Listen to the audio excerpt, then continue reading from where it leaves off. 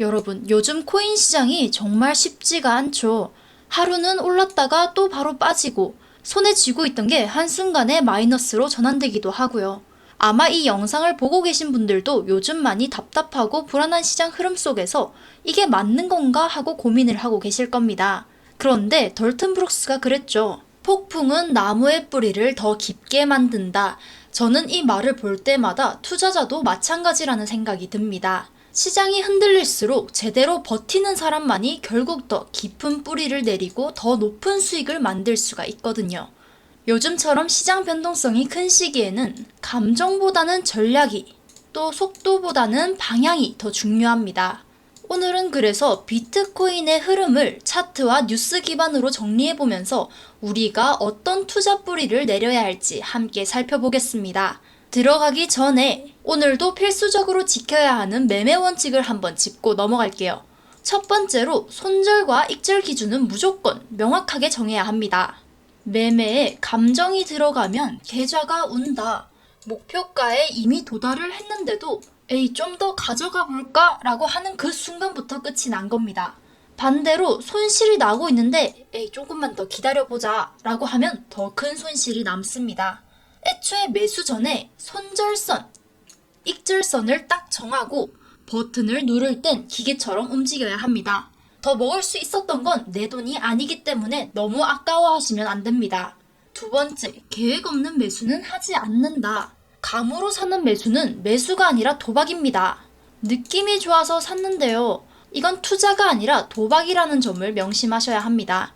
제대로 된 매매는 왜 이 자리에서 또 어떤 근거로 진입을 하는가가 먼저 나와야 하는 거죠. 계획이 없는 매수는 손실을 예약하는 거랑 다를 게 없습니다. 세 번째, 분할 매수, 분할 매도는 생존의 기본입니다. 인생은 한 방이지 매매는 아닙니다. 한 번에 풀매수, 올라가면 짜릿하겠지만 반대로 내려가면 멘탈이 탈탈 털릴 수밖에 없어요. 분할로 진입하고 분할로 익절하면 리스크도 줄고 멘탈도 안정되겠죠. 나눠가면서 탄력 있게 대응하시는 것이 좋습니다.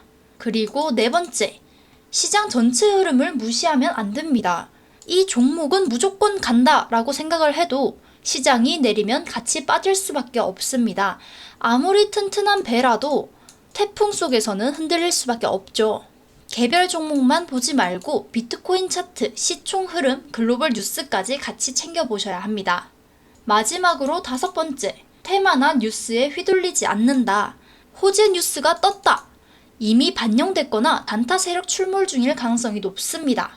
따라서 뉴스는 참고용으로만 보고 분석 비중은 뉴스를 2, 코인 차트를 8로 보셔야 합니다.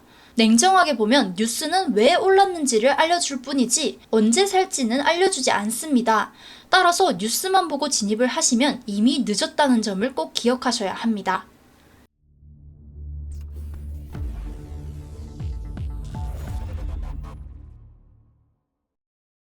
안녕하세요. 코인인사이트의 유성아입니다.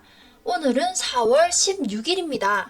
현재 알트코인 지수를 확인해보면 15점으로 낮은 점수를 보이고 있는 것을 확인할 수가 있습니다. 이 알트코인 지수는 수치가 낮으면 낮을수록 다른 잡코인보다는 메이저 코인, 비트코인을 위주로 투자해야 한다는 것을 의미합니다.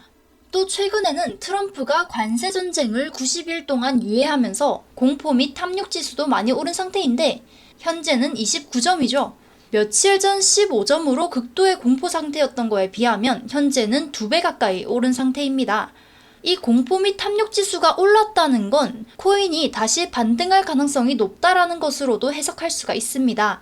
그렇기 때문에 오늘은 지금 주의 깊게 살펴봐야 할 비트코인을 중점으로 시황을 설명하고 차트 분석까지 이어가 보도록 하겠습니다. 최근 비트코인 ETF 시장이 다소 정체된 흐름을 보이고 있습니다. 4월 3일부터 10일까지 약 8억 7,200만 달러의 순유출이 발생했고 그 이후에도 200만 달러 미만의 미미한 유입만 이어지고 있는 상황입니다.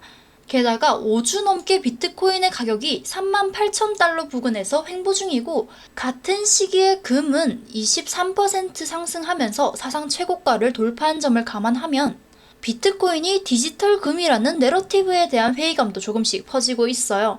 그런데 이런 불안한 흐름 속에서도 비트코인이 다시 한번 큰 상승을 준비 중일 수도 있다는 분석이 있습니다. 암호화폐 분석가 타이탄 오브 크립토는 차트상에서 강한 흐름이 이어지고 있고 7월에서 8월 사이에는 최대 13만 7천 달러까지도 오를 수가 있다는 전망을 내놨습니다. 이 분석은 기술적으로 봤을 때 상승 패턴이 유지되고 있고 매수세 전환 신호도 나오고 있다는 점을 근거로 하고 있습니다. 즉 단기적으로는 ETF 자금 유입이 주춤하고 시장 분위기가 불안정할 수가 있지만 중장기적인 기술 흐름은 여전히 살아있다는 신호들이 존재합니다. 그리고 마이크로 스트래티지나 글로벌 기관들이 아직까지도 비트코인을 꾸준히 매수하고 있다는 점도 주목할 필요가 있겠죠. 이러한 상황임을 인지하고 비트코인 차트를 함께 보도록 할게요. 먼저 비트코인은 현재 이전에 형성된 상승 추세선과 하락 추세선을 따라서 수렴하고 있었는데요.